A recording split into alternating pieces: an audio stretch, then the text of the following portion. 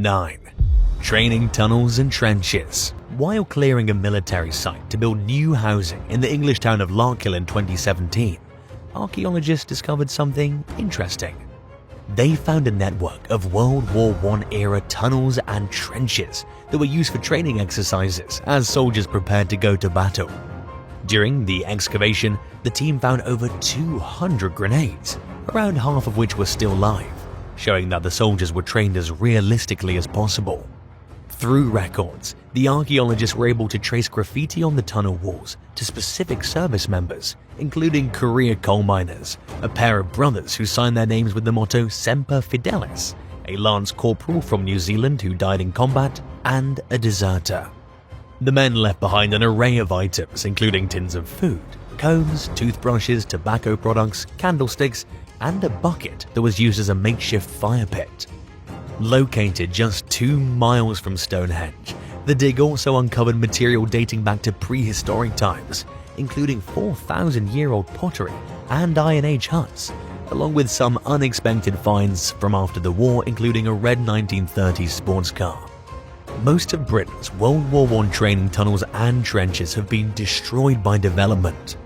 This discovery offered an unprecedented look into how soldiers were prepared for battle in one of the deadliest conflicts in history. 8. Fabled U-boat. In September of 2022, maritime historian and explorer Erich Penkovich discovered the wreck of a World War I-era German U-boat, roughly 40 miles off the Virginia coast. Known as SMU-111, the 235-foot submarine entered service in 1917. It patrolled the frigid waters of the North Atlantic, where it sank 3 Allied merchant ships before the war's end. After the Kaiser surrendered in November 1918, most seaworthy U-boats were sent to Britain and scrapped. The Allies saved a few of them so they could learn about the technology the Germans used through reverse engineering. SMU-111 was among the 6 vessels that were sent to the US under President Woodrow Wilson's orders. It departed from the Azores 4 days behind the rest of its convoy, prompting Lieutenant Commander Freeland Dorbin to divert from the planned route and attempt a shorter but much more dangerous ocean crossing that would take him and his 32-man crew through the iceberg-riddled northern Atlantic. The voyage in the unheated sub was cold and uncomfortable, and the crew nearly ran out of food and fuel.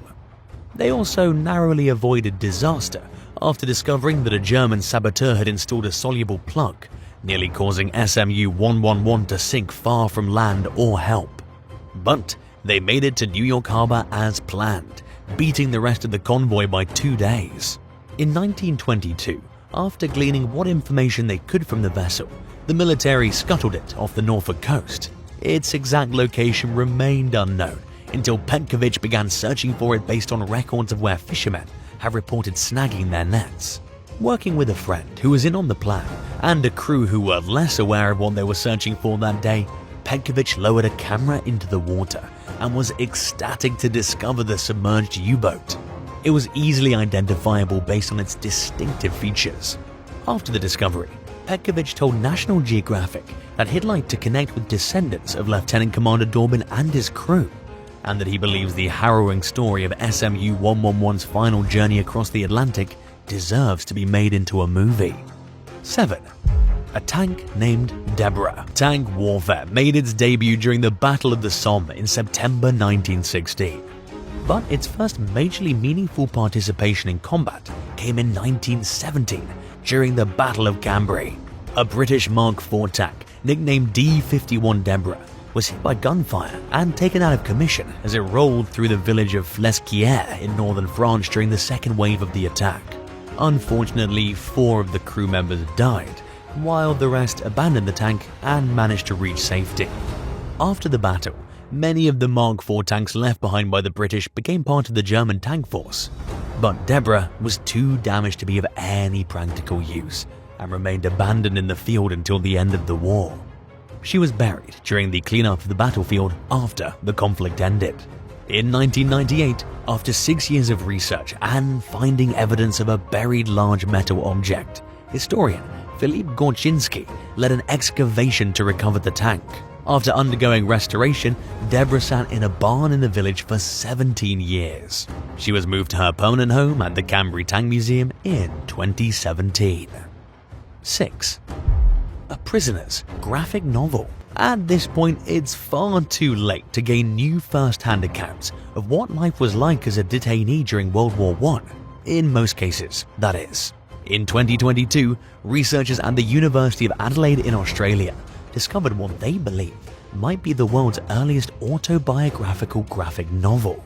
Donated to the university library's special collections by an alumna, the novel was drawn by a German prisoner named C. Friedrich while he was detained at an Australian internment camp between 1916 and 1919. Titled Voyage and Adventures of a Good Little German in Kangaroo Land, the graphic novel depicts an autobiographical character who was suspected of being a German spy when he arrived in Australia with plans to start a new life. He was sent to the Holsworthy internment camp in Liverpool, New South Wales, which is where Friedrich was held. The story discusses the struggles faced by detainees who managed to work past language and cultural barriers, but suffered at the hands of a system described by German studies lecturer Dr. Simon Walsh as draconian. In Walsh's words, it is the systems of detention that are enacted without due cause, which separate people from each other and their shared humanity.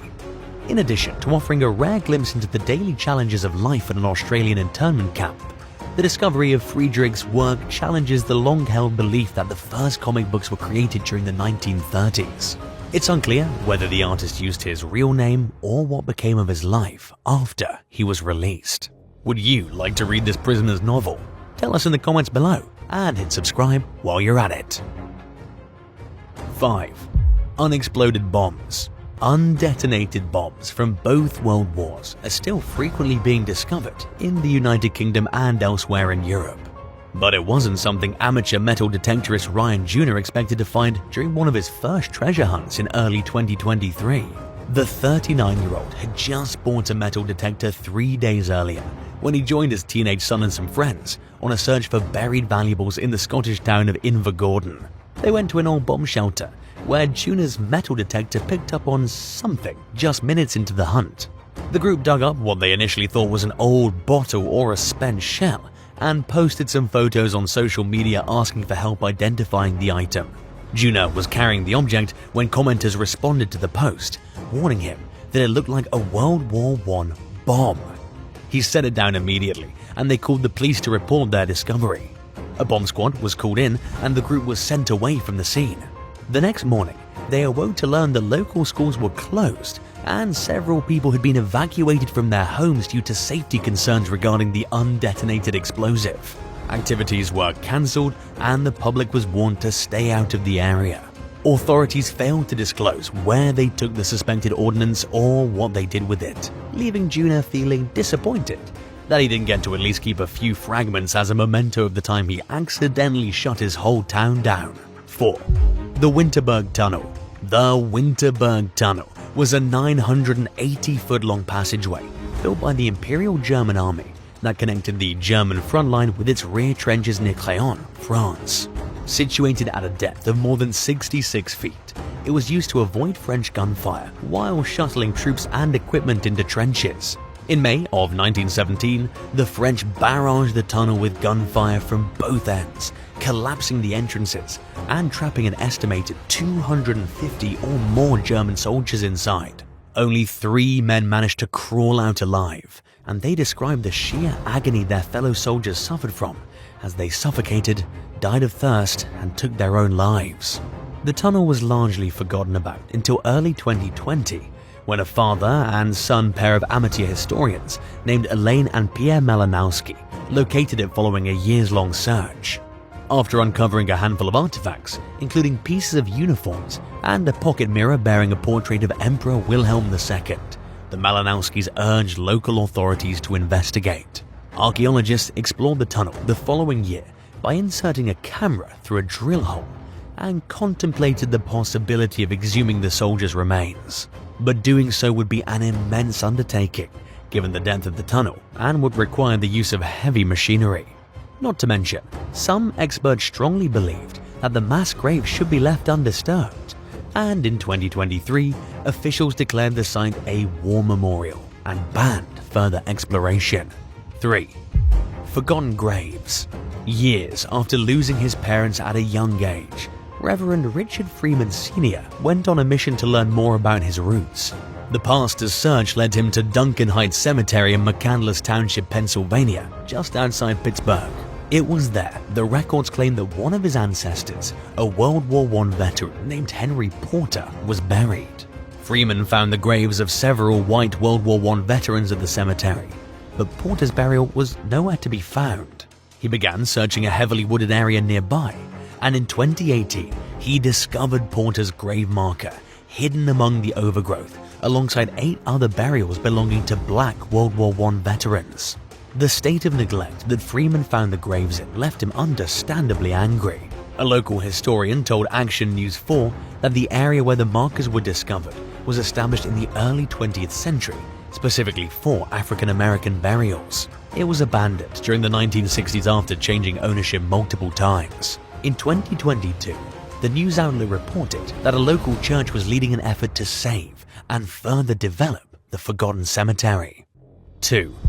Ghost railroad tracks. New Jersey resident Liz Goldsmith was walking along the Atlantic shoreline in Cape May during low tide one day in 2022 when she noticed a set of old railroad tracks that had been revealed by a recent storm.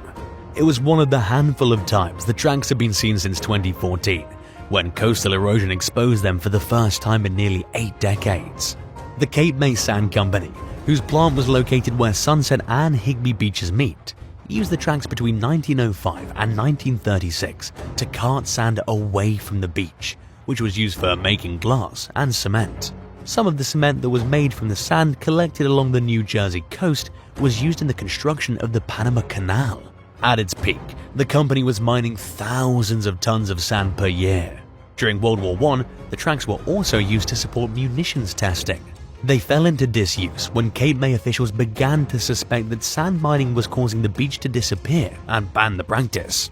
The industrial area nearby, which includes the former Cape May Sand Company headquarters, has also been long abandoned.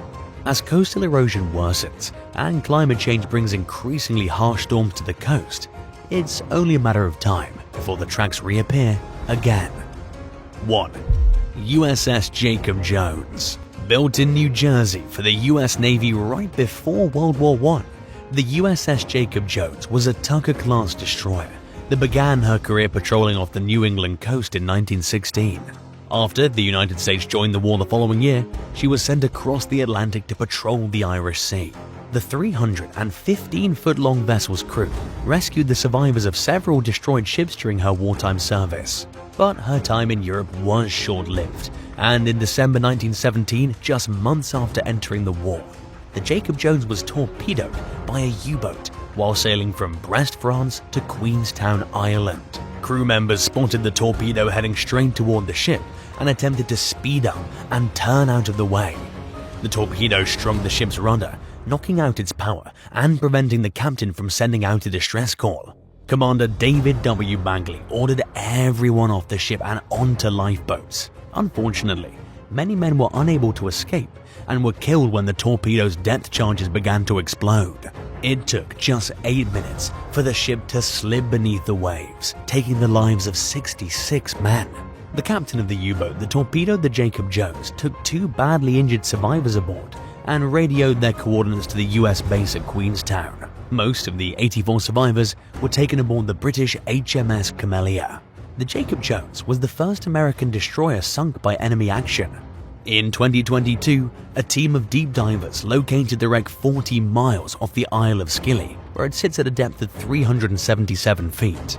After being lost for nearly 125 years, the discovery checked off a box on many people's lists of long sought-after wartime wrecks. 7. Allied soldiers mocking Hitler. One of the most famous photographs from World War II features a group of Allied soldiers imitating Hitler on his balcony at the Reich Chancellery in Berlin. The photo was taken on July 6, 1945 by a British photographer named Fred Ramage, who was covering the aftermath of the war that devastated Europe. The image captured the mood of triumph and mockery that the soldiers felt after beating the Nazi regime, which had waged a brutal war for 6 long years. It shows the American corporal Russell M. Awkwad dressed as Hitler with a British and Russian soldier at his sides, while other soldiers cheer from below the scene. The picture was taken about 2 months after Germany's unconditional surrender and 1 month before the disastrous bombings of Hiroshima and Nagasaki. It was a moment of celebration and relief for the men, who had endured many hardships and dangers in order to reach the heart of Nazi Germany and see it collapse. The balcony where the photo was taken was the same one where Hitler delivered his speeches and announced his plans for world dominance. The Reich Chancellery was Hitler's official home and headquarters, and it was designed by his favorite architect, Albert Speer. It reflected his grandiose vision of a greater German Reich. The building was heavily damaged by Allied bombing raids and Soviet artillery fire during the Battle of Berlin, and it was eventually destroyed altogether by the East German government in 1950. The image was widely circulated in newspapers and magazines around the world as a symbol of the Allied victory and the end of Hitler's reign of terror. It also showed the unity and cooperation of the Allied forces, who formed an alliance to fight against the Nazis despite their vast political and ideological differences. The British, American, and Russian soldiers represented the 3 major powers that played a key role in defeating Germany on both fronts of the war. The photo remains one of the most memorable images from all of World War II, since it captures a historical moment that is both humorous and hard-hitting. It made fun of Hitler and his ideology, using his own balcony as a stage, and it shows how the soldiers celebrated their victory over a regime that caused so much death and suffering. The photo reminds us of the courage and sacrifice of the Allied forces, who fought for freedom and democracy of all people in World War II. 6. Nikolai Kuznetsov. Nikolai Kuznetsov was a Soviet spy who secretly infiltrated the Nazi ranks during World War II and carried out multiple missions to help the Soviet war effort. He was born in 1911 into a peasant family in the Urals, and officially joined the Red Army in 1931. He was trained as a radio operator and a linguist. He mastered German, Polish, and Ukrainian. He also had a remarkable talent for disguise and impersonating others. In 1941, he was sent to Nazi-occupied Ukraine as a spy under the fake name of Paul Siebert, a German engineer. He managed to get a job at a German military factory and befriended a few high-ranking Nazi officers, including Erich Koch, the brutal governor of Ukraine. He gathered valuable information about Nazi plans and movements while he was there, and transmitted it all to Moscow. He also sabotaged Nazi buildings and assassinated Nazi officials without raising suspicion. One of his most famous exploits was the death of Wilhelm Kube, the governor of Belarus, in 1943. Kuznetsov hid a bomb under Kube's bed and escaped without getting detected. The bomb killed Kube and several other Nazis in his apartment. Kuznetsov also wanted to take out Koch, but his mission was aborted at the last minute due to advancing Soviet troops.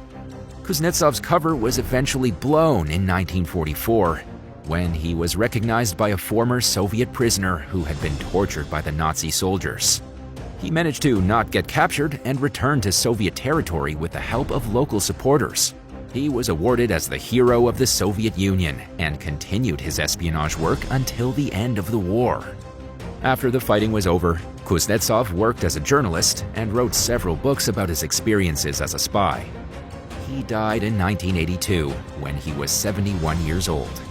The brave man is remembered as one of the most daring and successful spies in history, who risked his life to fight against Nazi fascism. 5. The Battle of Stalingrad.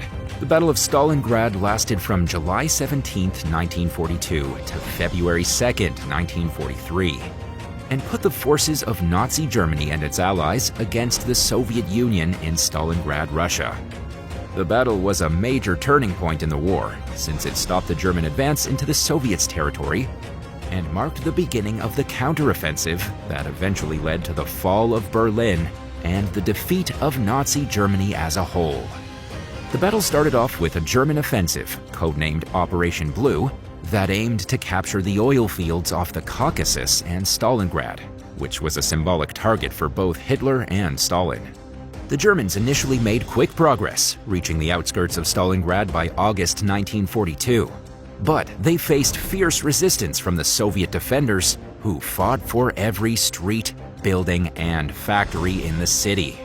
The Soviets also launched counterattacks from across the Volga River, which supplied them with reinforcements and supplies. It didn't take long for the battle to turn into a brutal siege, as both sides suffered enormous casualties and endured the harsh winter in sub-zero conditions. The Germans tried breaking through the Soviet lines with repeated assaults, but failed to achieve their goal. Their enemy gradually gained the upper hand as they received more reinforcements and supplies, while the Germans became isolated and surrounded by a large Soviet encirclement, codenamed Operation Uranus, in November 1942. Despite everything, the Germans refused to surrender or retreat, even though they were cut off from their supply lines and facing starvation. Hitler ordered his troops to fight to the last man standing, hoping for a relief force or an airlift that never came. In the meantime, the Soviets tightened their grip on the city, reducing the German-held territory to just a few small pockets. The final assault began on January 10, 1943, and ended with the capture of the German commander, Field Marshal Friedrich Paulus, and most of his leftover troops on February 2nd. Do you know any other facts about the Battle of Stalingrad? Let us know in the comments below, and be sure to subscribe to the channel if you're enjoying the video so far. 4. German-Soviet Pact. The German-Soviet Pact was a diplomatic agreement made by Nazi Germany and the Soviet Union that was signed on August 23, 1939, not long before the start of World War II. The pact had two main notions: a non-aggression clause, which pledged that both parties would refrain from attacking or helping any third party that went after the other, and a secret protocol, which divided Eastern Europe into spheres of influence, giving Germany a free hand to invade Poland, and the Soviet Union the right to annex scattered sections of Finland, Estonia, Latvia, Lithuania, Romania, and Bessarabia. The pact was the result of mutual distrust and pragmatism between the totalitarian regimes. Germany wanted to avoid a two-front war with France and Britain in the west and the Soviet Union to its east, while the Soviet Union wanted to gain time and territory in order to strengthen its military and communist influence. Both sides also harbored ideological and historical animosity toward each other, but were willing to set aside their differences for strategic gains. The pact shocked and disappointed many countries, especially those that hoped for a collective security arrangement against the Nazis' rising aggression. The pact also allowed Germany to launch its invasion of Poland on September 1, 1939, without fear of Soviet intervention, triggering World War II. But the pact did not last very long, since Hitler violated it by invading the Soviets on June 22, 1941, through Operation Barbarossa. The Soviet Union then joined the Allied fighting against Germany until the end of the war. 3. Battle of Kursk. The Battle of Kursk was a major World War II engagement between Germany and the Soviet Union in southwestern Russia during 1943. It was one of the largest tank battles in history and a decisive Soviet victory. The battle started off with a German offensive, Operation Citadel, which tried to eliminate the Soviet presence around the city of Kursk. The Germans planned to attack from the north and south at the same time, using their superior tanks and air power. They hoped to encircle and destroy the Soviet forces and regain the initiative on the Eastern Front. But the enemy anticipated the German move and prepared extensive defenses, including minefields, anti-tank guns, and dug-in tanks. They also had more troops, tanks, and planes at their disposal than the Germans. The Nazi attack started on July 5, 1943, but was met by fierce resistance from the Soviets. The Germans made some initial gains, but failed to achieve a strong breakthrough. The most intense fighting happened at Prokhorovka on July 12th, where hundreds of tanks clashed. Germany suffered heavy losses and was not able to overcome the Soviet numerical advantage. By July 16th, the German offensive was stopped, and the Soviets launched a series of counterattacks along the front. They pushed back the Germans and recaptured lost territory.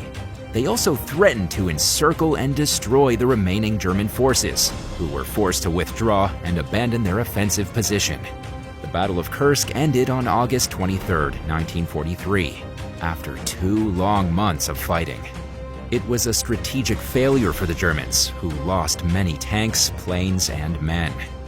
It was also a turning point on the Eastern Front, since it gave the Soviets the initiative to launch a series of offensives to drive the Germans out of Russia. The Battle of Kursk was a remarkable display of Soviet military strength and resilience. 2. The Red Orchestra. During World War II, a group of communist spies with ties to the Soviet Union earned the nickname of the Red Orchestra. The organization served as a resistance movement against Nazis, while also providing intelligence to Soviet authorities. The Red Orchestra ran for 3 years, rescuing a number of political prisoners, largely communist dissidents, and sneaking important German documents and secrets to the Allied forces. The Red Orchestra contained a few units, including the Schlues-Boysen-Harnack Group, the Red 3, and the Trepper Unit, which were all loosely organized. In the middle of the 1930s, Leopold Trepper, a Polish Jew, joined the Soviet Red Army Intelligence Agency. Later on, he was given a job with the People's Commissariat for Internal Affairs, NKVD, the Soviet Union's nascent equivalent of the CIA. Trepper built a circle of leftist political activists and communist supporters before World War II broke out in Europe. Trepper also converted his network into a spy ring in 1939, when the war broke out, with hopes of providing the Soviet army with information that would help them win the war. As soon as the Nazis controlled France, Belgium, Holland, and neutral Switzerland, Trepper's network quickly established functioning divisions in each of those countries. Agents of the Red Orchestra successfully got access to the Abwehr headquarters of the German military intelligence in Paris to intercept phone calls. Agents intercepted intelligence data transferred straight from Berlin as a result. Yet the Swiss ring, known as Lucy, was responsible for the organization's greatest coup. Information on the German invasion strategy for the Soviet Union was leaked to the Red Orchestra group. The Soviet army and administration were given access to these documents, which also contained the suggested time for the operation to start, but they were completely shrugged off. As multiple Red Orchestra spies were detained in Belgium in 1942, Trepper's network disintegrated. Trepper himself was apprehended in Paris by the Gestapo later that year. Several Red Orchestra members were tracked down by the Gestapo and executed. During the war, several rings stayed operational on a reduced scale. By the time Trepper fled from Nazi captivity and tried to reassemble his organization in 1944, the Red Orchestra network had entirely collapsed. 1. Battle of Berlin.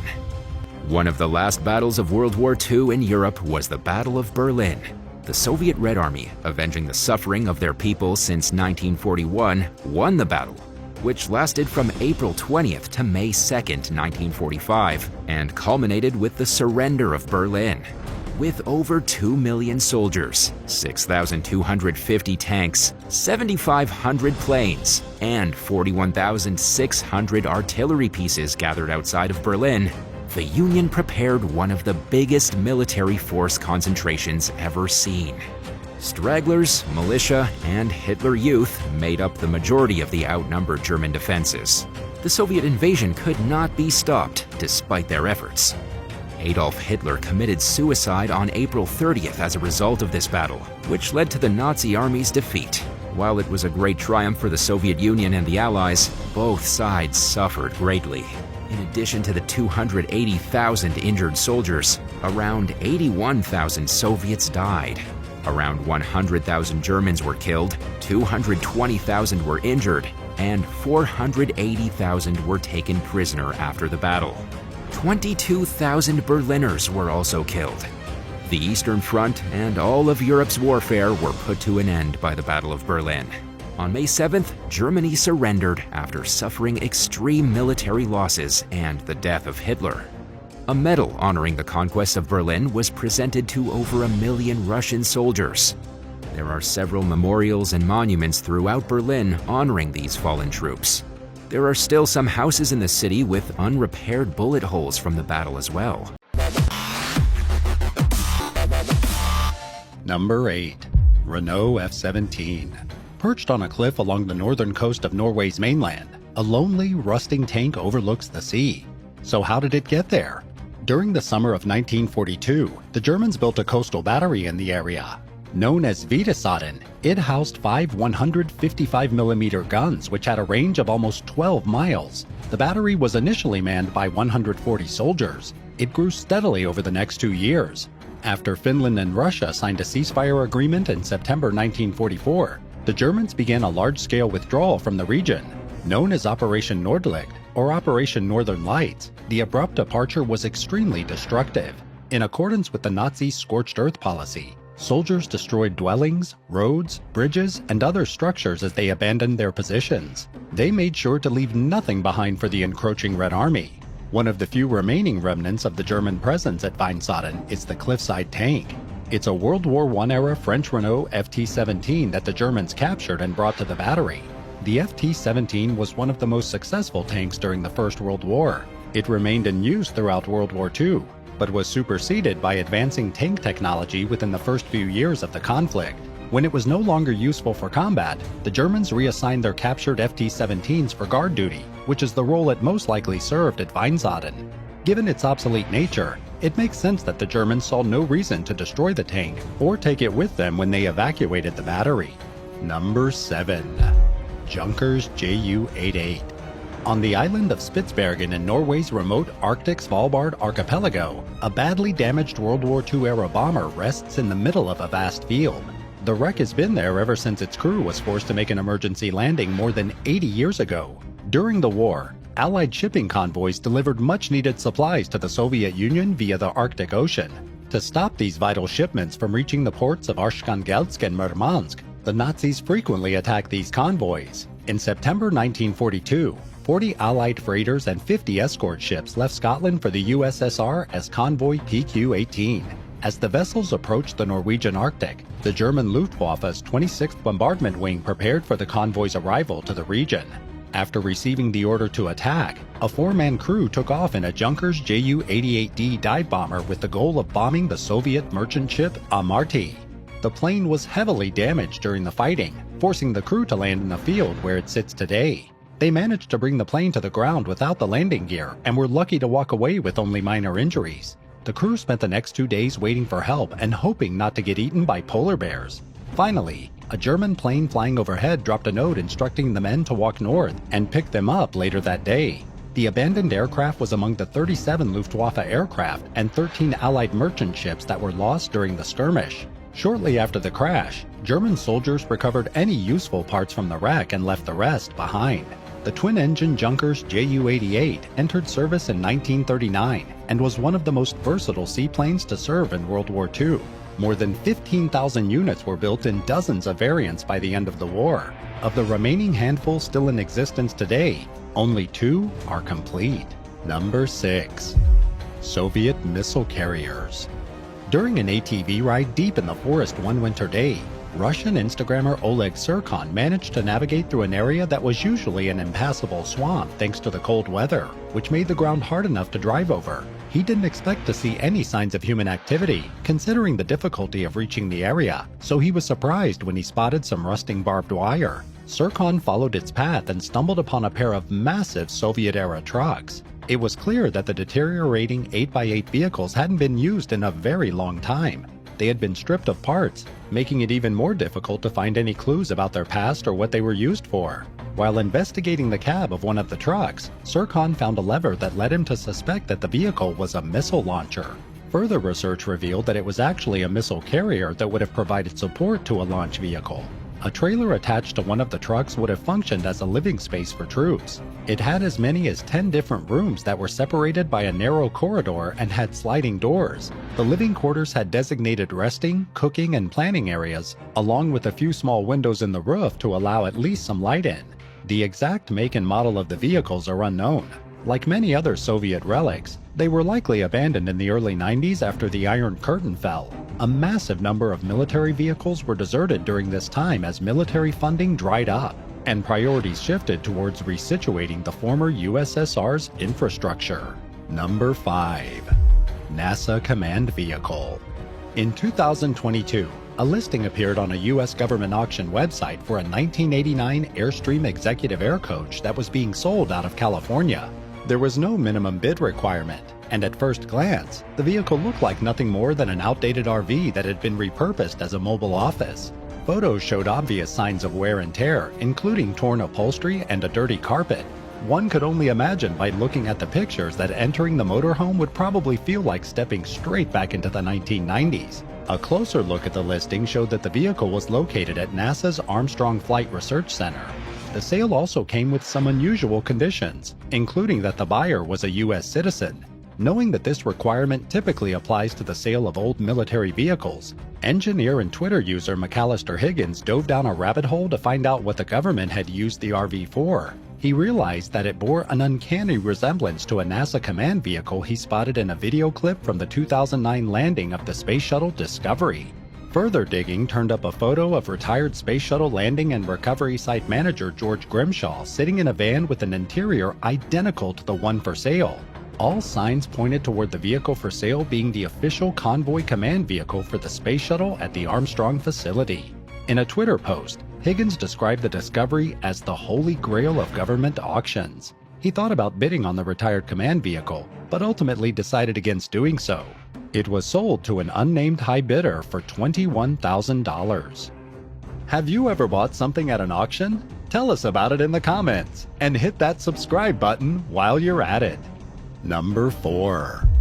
Akrotiri Car Graveyard. The population on the Mediterranean island nation of Cyprus has historically consisted of Greek and Turkish Cypriots. When the country gained independence from Britain in 1960, existing tensions between these two communities deepened. Greek Cypriots pushed for unity with Greece, which Turkish Cypriots opposed. The Greek military tried to achieve this objective by staging a coup on the island in 1974, and Turkey responded by invading the country. Unable to solve their differences any other way, the two ethnic groups separated from one another entirely. Turkish Cypriots fled to the northern part of the island, while Greek Cypriots relocated to the south. The United Nations implemented a buffer zone known as the Green Line, which continues to divide the country to this day. Amid the chaos, around 400 vehicles were left behind in and around the town of Limassol as Turkish Cypriots went north. When it became clear that Cyprus was unlikely to reunify anytime soon, the British military parked the vehicles in a lot at the Akrotiri Royal Air Force Base. They documented and photographed each car, bus, motorcycle, and a piece of farm equipment to make it easier to reunite them with their owners. But many of the vehicles remained unclaimed as recently as 2016, when the military posted the information online in a last-ditch effort to see if anyone wanted their long-lost vehicle back. By then, the vehicles had been baking in the hot sun for over 40 years. They weren't drivable, and many were completely rusted. But just in case anyone wanted to retrieve their car for sentimental purposes, the RAF gave them one final chance to do so before moving ahead with plans to scrap whatever was left. Number 3. T-90 Tank. While walking near the abandoned Beketovsky airfield in the Russian city of Volgograd in 2021, a man known only as Sergei discovered a fully operational T-90 tank sitting at the edge of a garbage dump. Naturally, locals wanted to know why a modern $4 million vehicle had been seemingly dumped like trash. Based on the T-72 Soviet tank, the T-90 was designed during the early 90s and is Russia's main battle tank. Multiple variants have been developed over the years, with the most recent version entering production in 2017.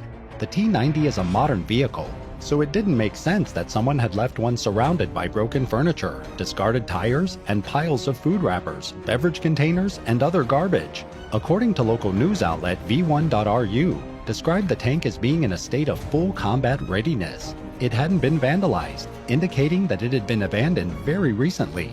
The only thing missing was the T-90's 7.62 caliber machine gun, suggesting that the tank's operator had removed it or that someone had stolen it. Photos revealed dozens of daily ration boxes near the tank, indicating a recent military presence at the site.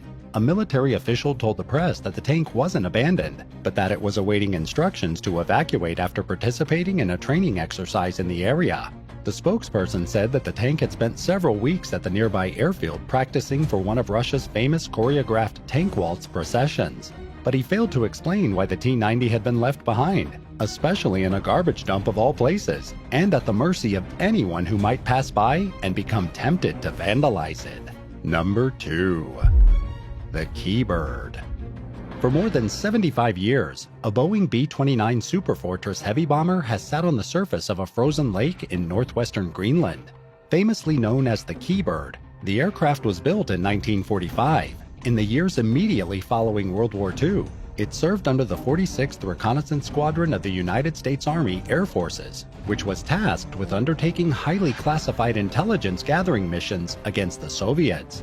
On February 27, 1947, the Keybird's 11-man crew took off from Ladd Field in Fairbanks, Alaska for a routine flight around the North Pole and back to the base. It was standard protocol to carry out these missions under radio silence to avoid detection by the Soviets. But during the tail end of the flight, the crew radioed for help. They had encountered a storm and were unable to make the visual observations needed to properly operate the plane's experimental compass. When the Keybird emerged from the clouds, it was far off course. The crew was unable to get their bearings, and by the time military personnel pinpointed the plane's location, its fuel supply was running perilously low. Left with no other choice, the crew executed an emergency landing on territory they didn't recognize. Luckily, nobody was injured, and damage to the plane was minimal. It was at least 50 degrees below zero on the ground. Luckily, the crew had plenty of cold weather gear and managed to fire up the plane's auxiliary generator. They were rescued 3 days later. A team of aircraft restorers attempted to restore the Keybird to flying condition at the landing site during the mid-90s, but a catastrophic fire shut the operation down. All that remain of the wreck today are the charred and mangled remnants left behind by the blaze. Number 1. Mysterious wrecked seaplane. While deer hunting in a remote hilly forest in northern New Jersey during the early 2000s, an outdoorsman discovered a wrecked aircraft in a small clearing among the trees. It was in pieces and had clearly been sitting there for a long time. As a resident of the area for over 40 years, the man was shocked that he had no previous knowledge of the wreck. He was even more surprised when he discovered that many locals also had no idea that it existed.